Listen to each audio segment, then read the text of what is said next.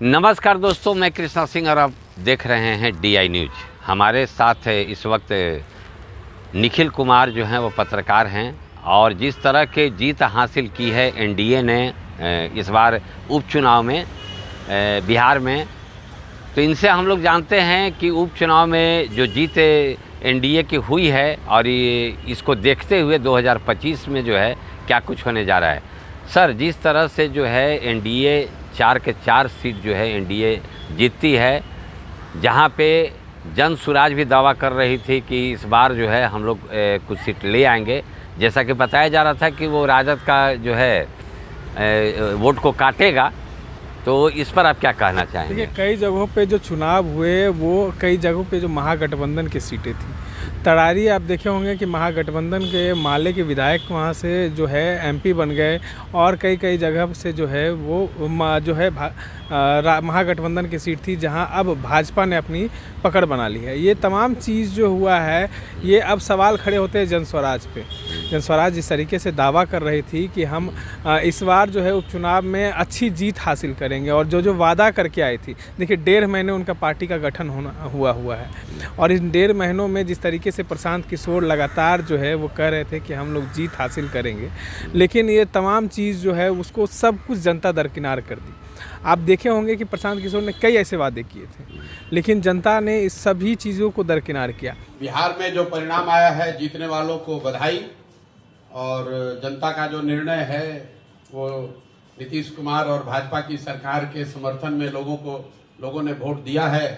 तो जो सरकार चल रही है, जिस तरह से चल रही है, जनता का उसमें विश्वास है, तो वो सरकार चलती रहे। हम लोग अपना जो प्रयास कर रहे हैं वो प्रयास आगे करते रहेंगे। और एक तरीके से एक माहौल बनाया गया। इस माहौल में जो है जो तेजस्वी यादव के निगेटिव पॉइंट को दिखाया गया। बीजेपी जो है पूरा जो है बीजेपी एक तरीके से एक ऐसे कैंडिडेट लोग को सेलेक्ट करके खड़ी किए थे जिस पर जो है कहीं ना कहीं लोगों ने, जनता ने अपनी विश्वास जताया है।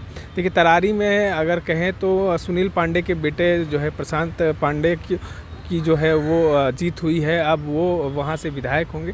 हालांकि ये तमाम जीत जो है सिर्फ 12 महीने के लिए है।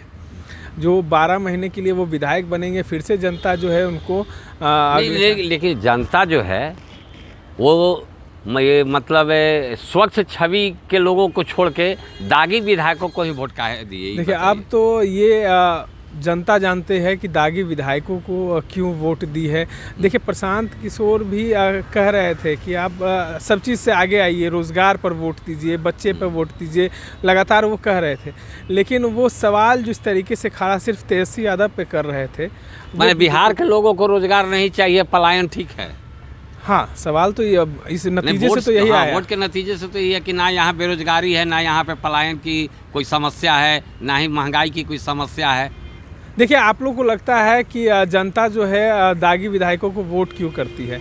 आप देखते होंगे कि अगर उनके क्षेत्र में वो विधायक उनके लिए भगवान साबित होता है और दूसरे के लिए वो है जो हथियार उठाता है, हथियार चलाता है, लेकिन उस क्षेत्र के लिए वो भगवान साबित होता है, विकास करता है, जनता उसके पास जाती है तो उसका काम करता है। तो लोग इस तरीके से भी विचार करती है। ये वाल्मीकि बन के रामायण आप लिख सकते हैं।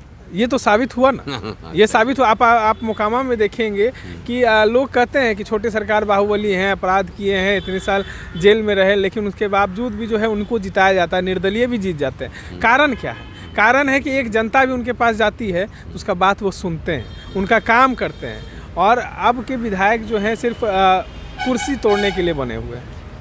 जिस तरह के माहौल अभी देखा जा रहा है, जो रिजल्ट अभी आया, इसको देखते हुए लग रहा है कि 2025 में क्या कुछ होने वाला है। देखिए, आप तेजस्वी यादव तो कहे थे कि यही उपचुनाव मेरा फाइनल है।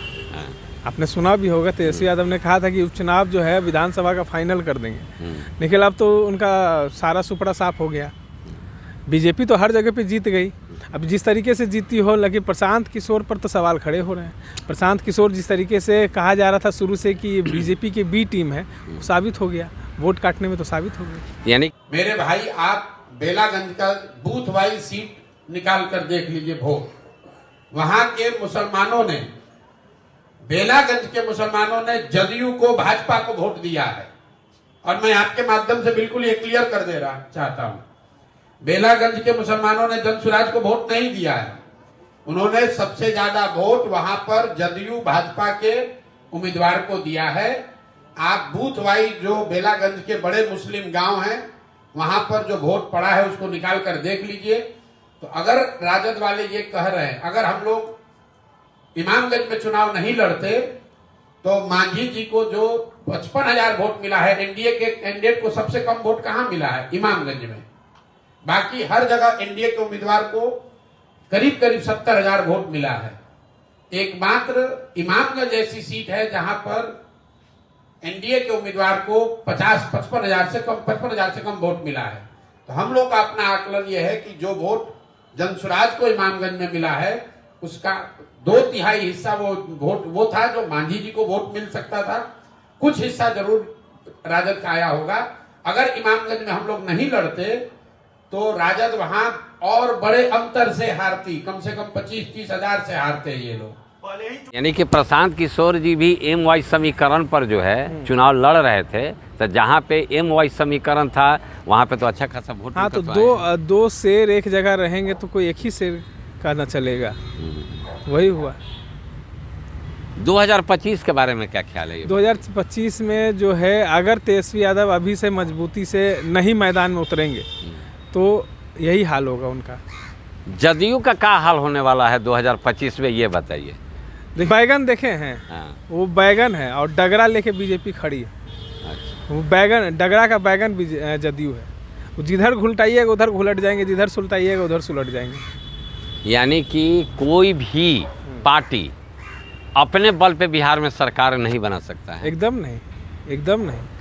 न बिहार में न यूपी में, ये दोनों जगह पे कभी भी आप पूर्ण बहुमत में सरकार नहीं बनेगी। तो जैसा कि आपने सुना, चाहे नीतीश कुमार जी भला हो बुरा हो जो भी हो, नीतीश कुमार जी जो चाहेंगे वही होगा। वो जिधर रहेंगे सरकार उधर ही बनेगा, चूँकि बिहार में कोई भी पार्टी पूर्ण बहुमत से सरकार नहीं बना सकती है। मैं कृष्णा सिंह, DI न्यूज़, पटना।